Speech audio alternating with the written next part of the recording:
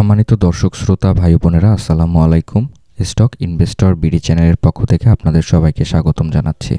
আমি আজকে আপনাদের সাথে ঢাকা স্টক এক্সচেঞ্জের প্রধান সূচক DSEX ইন্ডেক্স নিয়ে আলোচনা করব এবং আগামী কার্যদিবসটি শেয়ার বাজারে কেমন যেতে পারে এই বিষয়টি আপনাদের সামনে তুলে ধরার চেষ্টা করব এবং আলোচনার মাধ্যমে বুঝিয়ে দেওয়ার চেষ্টা করব। সো হ্যালো, আমি Yasin Shoaib, welcome to my channel. আর ভিডিও শুরু করার আগে ভালোভাবে ডিসক্লেমার অংশটি পড়ে নেওয়ার জন্য অনুরোধ করছি। আর এখনও যারা চ্যানেলটিকে সাবস্ক্রাইব করেনি, প্রতিদিনকার মার্কেট আপডেট পেতে এবং বিভিন্ন স্টক অ্যানালাইসিস পেতে চ্যানেলটিকে সাবস্ক্রাইব করবেন এবং পাশে থাকা নোটিফিকেশন আইকনটি অন করে দিবেন। অলরেডি যারা চ্যানেলটিকে সাবস্ক্রাইব করেছেন তাদেরকে অসংখ্য ধন্যবাদ জানাচ্ছি। তো দর্শক, আমরা যদি আজকে DSEX ইন্ডেক্সের ডে চার্টের দিকে একটু লক্ষ্য করি তাহলে দেখতে পাচ্ছি আজকে আমরা যে ক্যান্ডেলটি পেয়েছিলাম এটি কিন্তু হায়ার হাই ক্রিয়েট করে ফেলেছিল ৬,২১৮ পয়েন্ট পর্যন্ত এবং এই হায়ার হাই ক্রিয়েট করে পরবর্তীতে কিন্তু সেল প্রেশারে আমরা দেখতে পাচ্ছি ৬,০১৫ পয়েন্টের কাছে এসে মার্কেটটি ক্লোজ করেছে এবং ভলিউমের দিকে লক্ষ্য করলে দেখতে পাচ্ছি একটি স্ট্রংলি গ্রিন ভলিউম এবং বিগত দিনের তুলনায় কিন্তু আজকে শেয়ার বাজারে লেনদেনের পরিমাণটি বেশি হয়েছে।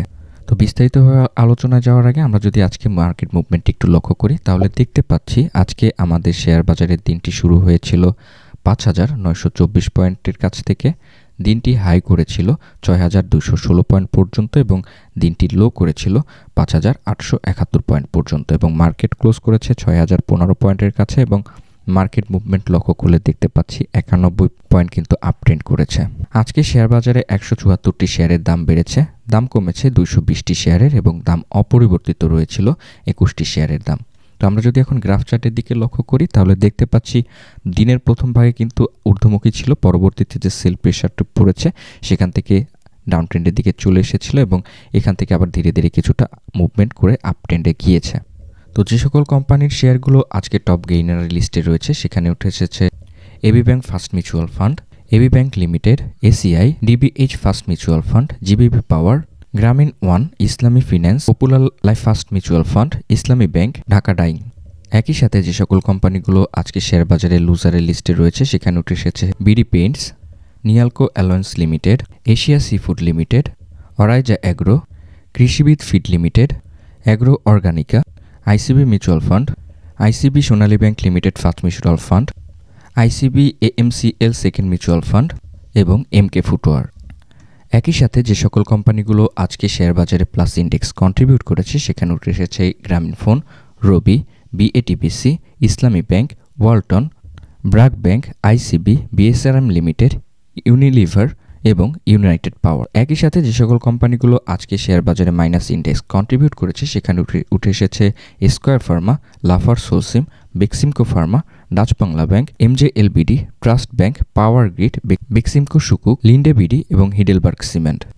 তো দর্শক, আমরা যদি এখন DSEX ইন্ডেক্সের সাপোর্ট এবং রেজিস্ট্যান্স লাইনটিকে একটু লক্ষ্য করি তাহলে দেখতে পাচ্ছি আমাদের বর্তমানে প্রথম যে সাপোর্ট লাইনটি রয়েছে এটি রয়েছে ৫,৪৭৮ পয়েন্টের কাছে, দ্বিতীয় যে সাপোর্ট লাইনটি রয়েছে এটি রয়েছে ৫,২০৯ পয়েন্টের কাছে এবং তৃতীয় যে আমাদের সাপোর্ট লাইনটি রয়েছে এটি রয়েছে ৫,০৪৪ পয়েন্টের কাছে। তো আমরা যদি এখন রেজিস্ট্যান্স লাইনটিকে একটু লক্ষ্য করি তাহলে দেখতে পাচ্ছি আজকে আমাদের প্রথম যে রেজিস্ট্যান্স লাইনটি রয়েছে এটি রয়েছে ৬,০৯২ পয়েন্টের কাছে, দ্বিতীয় যে আমাদের রেজিস্ট্যান্স লাইনটি রয়েছে এটি রয়েছে ৬,২২২ পয়েন্টের কাছে এবং তৃতীয় যে আমাদের রেজিস্ট্যান্স লাইনটি রয়েছে এটি রয়েছে ৬,৩৬৬ পয়েন্টের কাছে। তো দর্শক, সাপোর্ট এবং রেজিস্ট্যান্স লাইনটিকে ড্র করার পর আমরা যদি একটু ডে চার্টের দিকে লক্ষ্য করি তাহলে দেখতে পাচ্ছি আমরা যে আজকে ক্যান্ডেলটি পেয়েছি এটি একটি দিনের প্রথম ভাগে একটি স্ট্রং ক্যান্ডেল ছিল। তো পরবর্তীতে কিন্তু সেল প্রেশারে আমাদের ক্যান্ডেলটি নিচে চলে এসে এবং ৬,০১৫ পয়েন্টের কাছে বর্তমানে অবস্থান করছে।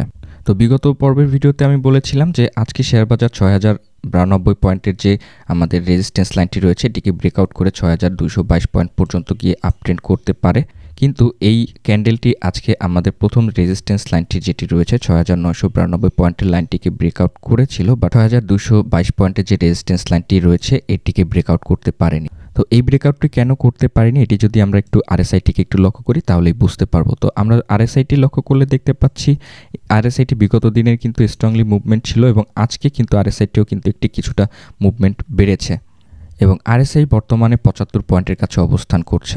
তো আমরা যদি এখন এমএসিডি ক্রসওভারের দিকে লক্ষ্য করি তাহলে দেখতে পাচ্ছি এমএসিডি ক্রসওভার যে ফাস্ট মুভিং অ্যাভারেজ লাইনটি কিন্তু স্ট্রংলি মুভমেন্ট করছে এবং স্লো মুভিং অ্যাভারেজ লাইনটি কিন্তু আমাদের ফাস্ট মুভিং অ্যাভারেজ লাইনটিকে আপ ট্রেন্ডের দিকে ঠেলে দিচ্ছে এবং হিস্টোগ্রামের ভলিউমের দিকে লক্ষ্য করলে দেখতে পাচ্ছি যে একটি স্ট্রং একটি গ্রিন ভলিউম আমরা পেয়েছি। তো এটি কিন্তু আমাদের বাজারের জন্য কিন্তু একটি পজিটিভ লক্ষণ। তো যাই হোক, আমরা কিন্তু হিস্টোগ্রামের MACD ক্রসওভার থেকে কিন্তু পজিটিভ সিগন্যাল পাচ্ছি এবং স্লো মুভিং অ্যাভারেজ লাইন থেকেও কিন্তু আমরা একটি পজিটিভ সিগন্যাল পাচ্ছি এবং হিস্টোগ্রামের ভলিউম থেকেও কিন্তু আমরা একটি পজিটিভ সিগন্যাল পাচ্ছি। তো MACD ক্রসওভার থেকে কিন্তু আমাদের কোনো প্রবলেম নাই এবং RSIটিকে আবার লক্ষ্য করলে দেখতে পাচ্ছি, যেহেতু আমাদের 75 পয়েন্টের কাছে অবস্থান করছে বর্তমানে RSIটি, সেক্ষেত্রে কিন্তু আমাদের লক্ষ্য করলে দেখতে পাচ্ছি যে 70 পয়েন্টের উপরে চলে এসেছে।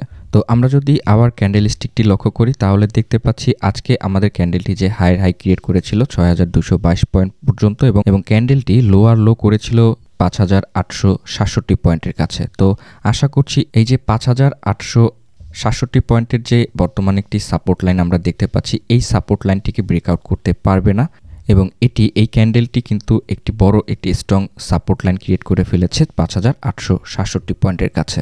তো বর্তমানে যেহেতু আমাদের RSIটি 70 পয়েন্টের উপরে রয়েছে, কিছুটা কারেকশন হওয়াটাই স্বাভাবিক, কারণ আজকে অনেক সাধারণ বিনিয়োগকারী রয়েছে প্রফিট টেকিং করেছে। তো বর্তমান শেয়ার বাজার নিয়ে ভয় পাওয়ার কিছুই নেই, কারণ আজকে যেহেতু আমাদের একটি প্রফিট টেকিং হয়েছে, সেক্ষেত্রে কিন্তু আগামীকাল এই প্রফিট টেকিংয়ের কার্যধারা চলতে পারে, যেহেতু আমাদের RSIটি 70 উপরে রয়েছে। তো সেক্ষেত্রে আমরা যদি মার্কেট মুভমেন্ট লক্ষ্য করলে দেখতে পারবো আগামী কার্যদিবসে যে আমাদের 5867 পয়েন্টের কাছে এখান থেকে একটি সাপোর্ট পেয়ে কিন্তু আবার মার্কেট মুভ অন করা শুরু করবে এবং RSI এর যে ইন্ডিকেটরটি রয়েছে এটিও কারেকশন করে তারপরে কিন্তু আপট্রেন্ড করা শুরু করবে। তো আশা করছি আগামী কার্যদিবসে 5867 পয়েন্টের এখানে সাপোর্ট পেয়ে আবার বাজারটি আপট্রেন্ড করার একটি সক্ষমতা দেখাবে এবং আগামী কার্যদিবসেও আশা করছি 6292 পয়েন্টের যে এই রেজিস্ট্যান্স লাইনটিকে ব্রেকআউট করে 6222 পয়েন্ট পর্যন্ত আপট্রেন্ড করার একটি সক্ষমতা রাখা অবস্থায় যেতে পারে। তো বর্তমানে শেয়ার বাজার নিয়ে আতঙ্কিত হওয়ার কিছুই নেই। তো আগামী কার্যদিবসেও আমরা কিন্তু একটি বড় ধরনের একটি আপট্রেন্ডের র্যালি আমরা লক্ষ্য করতে পারবো বলে আমি ধারণা করছি। তো ধন্যবাদ সবাইকে আমার এই ভিডিওটি দেখার জন্য। আর এখনও যারা চ্যানেলটিকে সাবস্ক্রাইব করেননি, প্রতিদিনকার মার্কেট আপডেট পেতে এবং বিভিন্ন স্টক অ্যানালাইসিস পেতে আমার চ্যানেলটিকে সাবস্ক্রাইব করবেন এবং পাশে থাকা নোটিফিকেশন আইকনটি অন করে দিবেন। অলরেডি যারা চ্যানেলটিকে সাবস্ক্রাইব করেছেন তাদেরকে অসংখ্য ধন্যবাদ জানাচ্ছি। আপনার এবং আপনার পরিবারের সবার সুস্বাস্থ্য এবং মঙ্গল কামনায় ভিডিওটি শেষ করছি। আমার জন্য দোয়া করবেন এবং আমার পরিবারের জন্য দোয়া করবেন। আসসালামু আলাইকুম।